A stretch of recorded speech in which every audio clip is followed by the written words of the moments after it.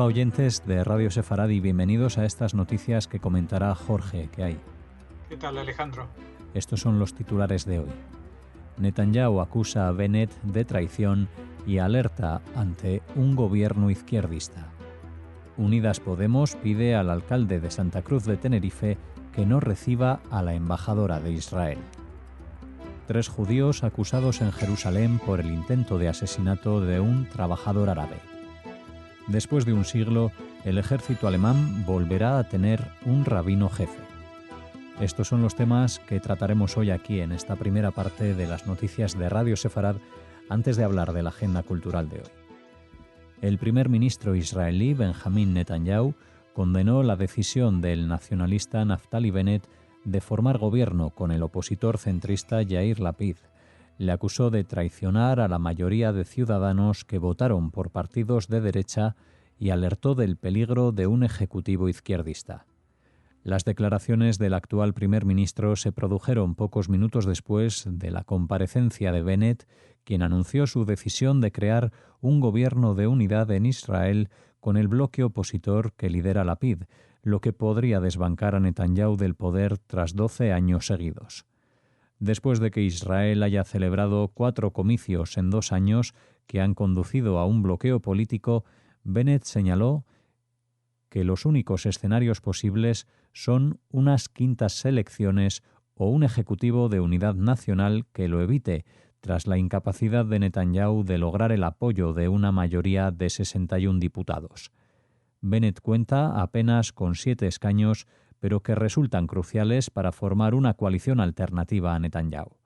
Lapid tiene hasta este miércoles el mandato de formar gobierno tras el fracaso de Netanyahu, el primero que recibió ese encargo del presidente Reuven Rivlin al ser su partido Likud el más votado, aunque el bloque del cambio, como se hacen llamar, todavía necesitaría recabar apoyos de los partidos árabe-israelíes.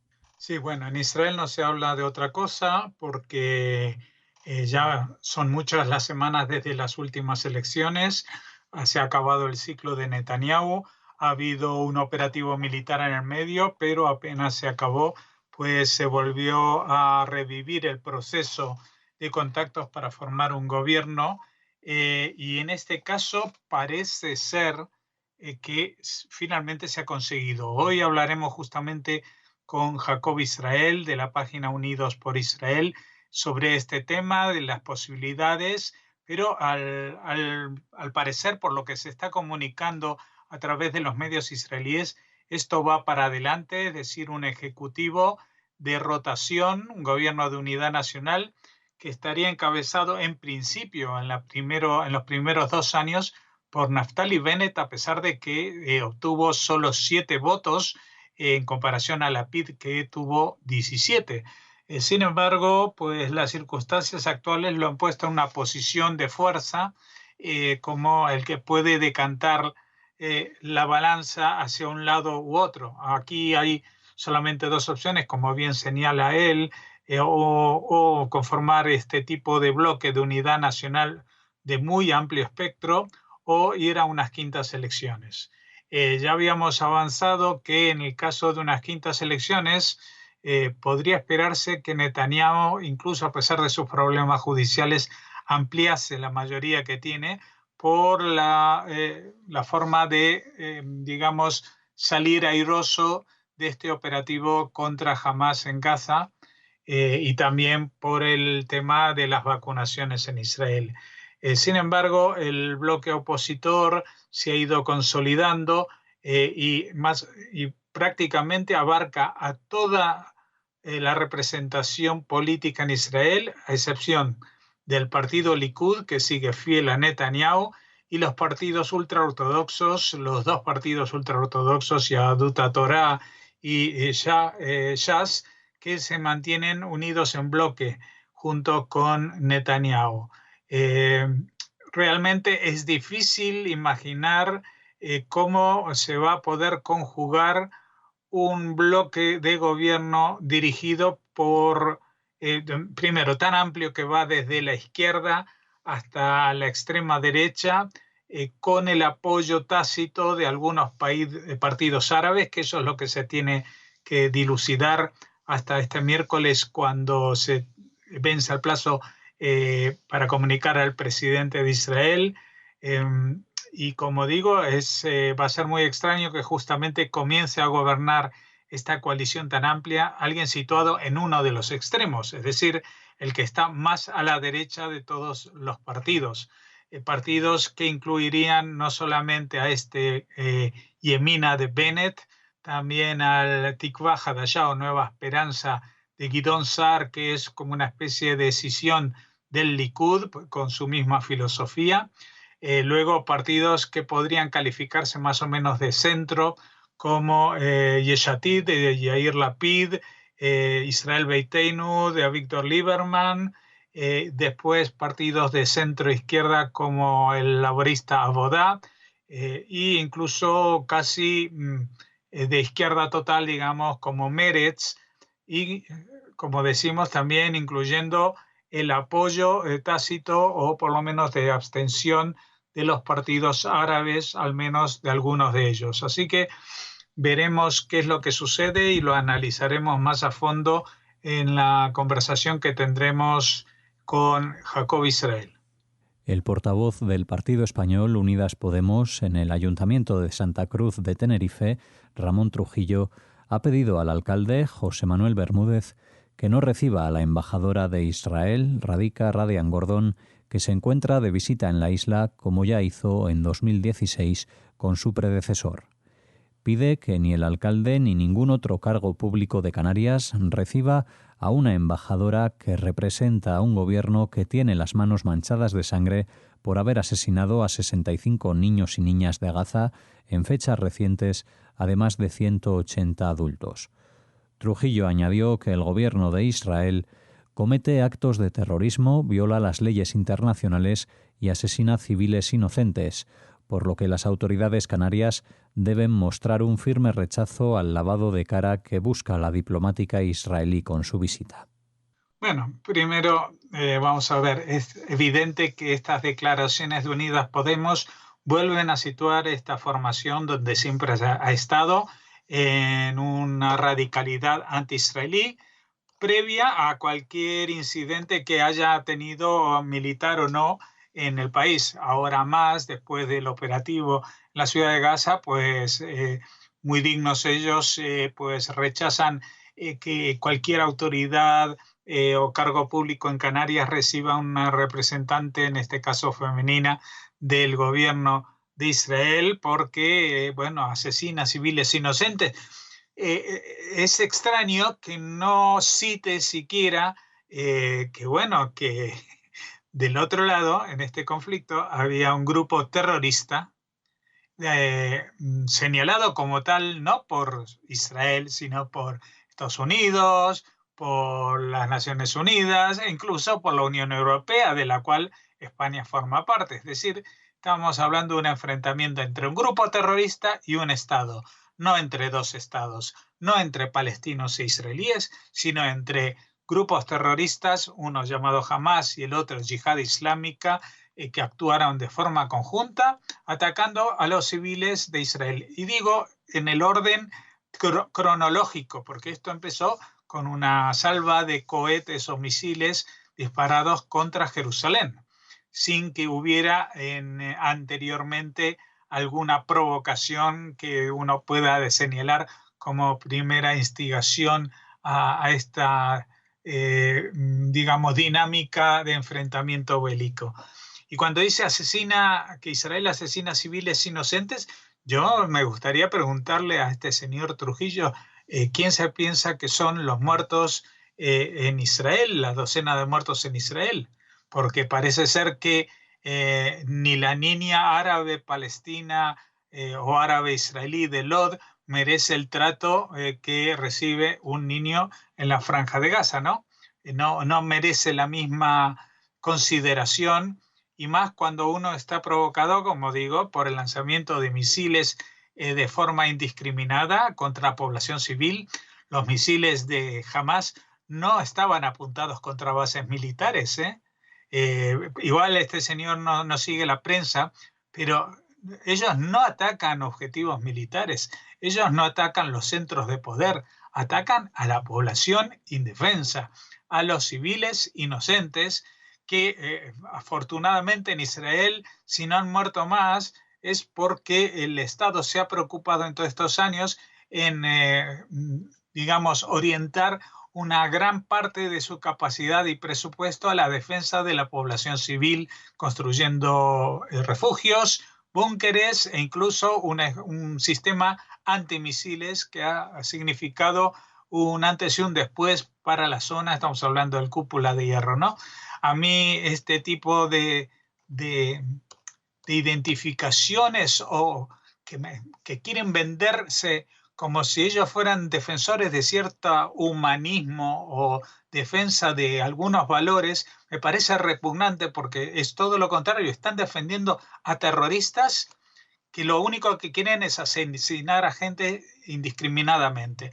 Y son también las fuerzas políticas que en sus ayuntamientos alientan que vengan a dar charlas personajes como esta Leila Khaled, que es una secuestradora de aviones, una terrorista con prontuario, digamos, terrorista desde los años 70, y que escribe sus memorias y las reciben en las ferias del libro como si fueran escritores o personajes históricos o líderes de algo más que no sea la pura maldad encarnada en el asesinato indiscriminado, en el castigo indiscriminado a la población civil más indefensa, a quienes puedan llegar y alcanzar con los misiles que apuntan siempre, como digo, no hacia objetivos militares o incluso, digamos, de infraestructuras, sino contra la población civil, única y exclusivamente. Así que desde aquí, personalmente, mi asco total y mi rechazo, evidentemente, a este tipo de propuestas que en este momento se ha puesto en boca el representante, el portavoz de este partido, Unidas Podemos, en el Ayuntamiento de Santa Cruz de Tenerife. Y por supuesto, nuestro saludo a todos los canarios, no solamente de Tenerife, de todas las islas, un sitio maravilloso y que seguramente entienden lo que es estar bajo cierta amenaza, porque ellos también están en una zona un tanto conflictiva, alejados de la masa principal territorial de España en la península. La Fiscalía del Estado de Israel presentó este domingo una acusación formal contra 4 judíos por su participación en un ataque terrorista en el que un árabe de 25 años fue apuñalado en el mercado de Mahané Yehudá de Jerusalén y resultó gravemente herido. El hecho tuvo lugar el 13 de mayo durante el pico de los disturbios y enfrentamientos entre judíos y árabes en distintas ciudades de Israel. El hombre apuñalado ya fue dado de alta del hospital y se encuentra en recuperación. La acusación atribuye a 3 de los jóvenes el acto terrorista de intento de asesinato y a un cuarto el acto de terrorismo de sabotaje intencional agravado. El agredido es un joven árabe que trabajaba en un restaurante de la zona que se dirigía a sacar la basura y pasó cerca de ellos. En cuanto tuvieron claro que se trataba de un ciudadano árabe israelí, lo rociaron con gases lacrimógenos, lo golpearon y patearon. Uno de los 4 comenzó a apuñalarlo 10 veces por la espalda, mientras el resto continuaba golpeándolo. Cuando las personas que pasaban por el lugar notaron el ataque y comenzaron a gritar, los acusados soltaron al joven y huyeron. Sí, realmente vamos a poner las cosas en su situación real, ¿no? Esto es terrorismo, es decir, un ataque indiscriminado contra alguien por su pertenencia étnica. Es decir, esta gente iban buscando gresca, estábamos en los días en que había empezado ya este conflicto llamado Guardián de los Muros, en que Jerusalén había sido bombardeada y que tanto en Jerusalén como en muchas ciudades en donde coexisten o conviven árabes y judíos, como pasó también en Lod, como pasó en Ramla, en Haifa, etcétera, también en Jerusalén. hay árabes viviendo y trabajando en la ciudad, y Mahane Yehuda, que es un sitio muy central, hay un mercado, pues este muchacho, porque tiene 25 años, árabe israelí, trabajaba ahí, o sea, acabó el turno y estaba sacando la basura. Y antes de golpearlo, esta gente parece que le hizo preguntas para cerciorarse de que realmente era un árabe israelí y no un israelí que evidentemente por cuestiones raciales no es sencillo diferenciar a un judío de un no judío, especialmente si no van vestidos el uno, por ejemplo, de ortodoxo y el otro con la chilaba y no sé qué signo que puede identificarlo como tal. En este caso, estamos hablando de un chico árabe que trabaja en una tienda judía en el barrio judío de Jerusalén, sacando la basura. Cuando estos tres, no sé cómo llamarlos, pero para eso están los jueces, se acercan a él y le empiezan a preguntar y notan su acento y comprueban que es un árabe israelí, empiezan a atacarlo. No solamente que lo rocían y lo empujan y lo golpean y lo patean, sino que uno de los cuatro empieza a apuñalarlo. Estamos absolutamente locos. Esto era algo que realmente me parecía, si me lo hubieran contado hace unos años, me hubiera parecido totalmente inconcebible. Y aparte que no se hizo con nocturnidad para que no lo viera la gente, sino delante de la gente cuando en esta situación pues había mucha gente en la calle y por eso los que pasaban por el lugar notaron el ataque, comenzaron a gritar y bueno, esta gente soltaron al joven y huyeron porque los habían descubierto. Ahora van a ser juzgados. Yo espero que sufran la condena más estricta que se pueda dar para este tipo de ataques que, como decimos, son ataques terroristas de la misma manera que lo son cuando un árabe israelí o un palestino o en cualquier lugar del mundo alguien sale a la calle con un cuchillo y empieza a apuñalar indiscriminadamente a quienes pasan por ahí. Es decir, que hay que ver las cosas en el mismo plano y considerarlas como que las sociedades actuales no están preparadas ni deben permitir este tipo de ataques indiscriminados y sus autores deben ser juzgados con la máxima contundencia. En una emocionante ceremonia en la gran sinagoga de Leipzig, en presencia de la ministra de Defensa alemana y políticos de alto rango, el rabino Mordejai Eliezer Bala será designado oficialmente como rabino jefe del ejército de Alemania por primera vez desde el fin de la Primera Guerra Mundial. Estará a cargo de un grupo de 10 rabinos que brindarán servicios religiosos a unos 300 soldados judíos del país europeo y educarán contra el antisemitismo. La ministra de Defensa tomó la decisión en 2019, pero la implementación de la medida fue aplazada debido a la pandemia de coronavirus. La decisión ha despertado un gran interés entre las autoridades y en los medios de comunicación de Alemania. La ceremonia será transmitida en directo por una cadena de televisión alemana. Además de brindar servicios religiosos a los soldados judíos, el rabinato formará parte del sistema educativo para todos los militares alemanes con el fin de prevenir el antisemitismo y las manifestaciones de odio hacia el pueblo judío. Bueno, desde aquí aplaudimos esta iniciativa alemana, nos parece excelente, porque de la misma manera que en la mayoría de los ejércitos del mundo hay capellanes cristianos, pues también tienen que haber capellanes o delegados o representantes del mundo judío para, digamos, brindar el apoyo espiritual que necesiten los soldados de otras religiones. Yo desconozco si esto pasa en España.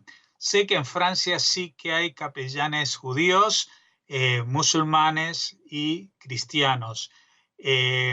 Tampoco me consta cuáles son las dimensiones de la presencia de soldados judíos en el ejército español. Pero esa cifra no es la más relevante. Vemos que en un país que tiene más población que España, como Alemania, que creo que más que duplica, en total no hay más de 300 soldados judíos, pero para ellos pues, se ha considerado la creación de un cuerpo de servicios religiosos de 10 rabinos dirigidos por un rabino jefe, pues tampoco sería tan mala idea que se implementara en España. Igual no haría falta 10 rabinos, igual sería suficiente con 3 o 4 para cubrir las distintas áreas geográficas. Y todo esto lo digo sin estar seguro de que no haya un acuerdo. Lo que sí me parece que no existe esa figura como una figura fija y parte del ejército aquí en España. Puede ser que si algún soldado lo pida, pues le procuren este asesoramiento espiritual con algún rabino de alguna comunidad cercana. En este caso, Alemania lo ha hecho cuando se cumplen, o lo pensaba hacer justo cuando se cumplía el final de la Primera Guerra Mundial en el 2019, pero bueno, el tema de la pandemia hizo que se aplazara, pero bueno, tampoco se aplazó mucho tiempo y ahora habrá una ceremonia importante para esto. Y yo creo que lo más destacado, y esto lo digo también por si alguna vez se implementa aquí en España, es que más allá de la ayuda espiritual o el apoyo espiritual para los soldados de fe judía, está el tema de que estos rabinos militares enseñen y eduquen contra el antisemitismo en las filas del ejército. Porque evidentemente en Alemania se deben sentir en esta obligación moral de educar contra el antisemitismo por lo que han pasado allí. Pero aquí en España también han pasado cosas, entre otras, la expulsión de los judíos durante más de 5 siglos. Así que digo yo que igual sería hora de retomar este proyecto y que el Ministerio de Defensa pues aplique o haga algo similar aquí en España, así como en otros países del mundo. Yo lo digo porque esta radio se emite desde Madrid, pero realmente habría que contemplar esta posibilidad en todos aquellos países donde los ejércitos tienen el apoyo, digamos, espiritual de capellanes de alguna religión. Es decir, que me imagino que sí en Estados Unidos, con las dimensiones que estamos hablando, aparte de sacerdotes evangélicos o católicos o de otras confesiones, pues también habrá allí rabinos militares. Y supongo que esta idea también sería aplicable en algunos países de Latinoamérica donde la presencia judía es importante y donde a veces la presencia en el ejército no es tan importante como la necesidad de educar contra el antisemitismo al ejército. Aquí finalizamos la primera parte de las noticias de hoy en Radio Sefarad. Volvemos con la agenda cultural tras la pausa.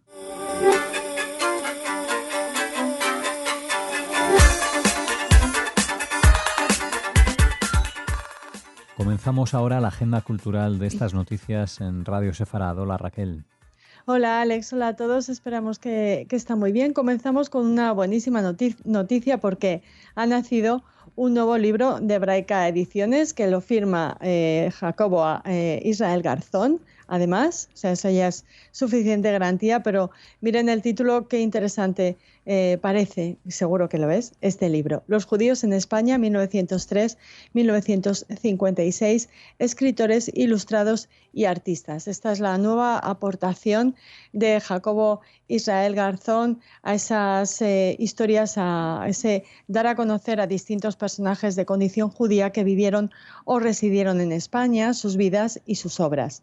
El libro ha sido prologado por José Antonio Lisbona y contiene 91 escritos sobre estos personajes. Entre ellos hay escritores como David Romano o Andrés Revés, también fotógrafos como Juan Guenes o Nicolás Müller y personajes del arte como Juana Mordó o Irving Bronner. Un capítulo especial trata de los escritores en castellano, en español, en la antigua zona de influencia española en Marruecos. Queríamos presentarles el libro, casi en breve, en píldoras, y muy pronto esperamos poder hablar de él con su autor, con Jacobo Israel Garzón. Muy bien, pues así comenzamos la agenda con este libro que pronto esperamos conocer desde las palabras de su propio autor aquí en Radio Sefarad. Continuamos con más temas en esta agenda, Raquel. Sí, con una exposición muy interesante que nos llega desde el Museo en Reina Sofía. Este lunes, 31 de mayo, se ha presentado la exposición monográfica más importante celebrada hasta hoy, dedicada a la pionera feminista Ida Appelbrook, cuyo nombre de nacimiento es Ida Appelblum. Es una artista a la que podemos conocer mejor gracias a esta exposición que se titula Marginalias, y es, como les decimos, la más exhaustiva retrospectiva celebrada hasta el momento de esta artista nacida en el Bronx en 1929 y que abarca 5 décadas de su trabajo. La exposición muestra unas 200 obras y varias instalaciones que inciden en algunas de las preocupaciones con las que ha tratado Appelbrook en su arte, como son la violencia, el poder, las políticas y la sexualidad femenina.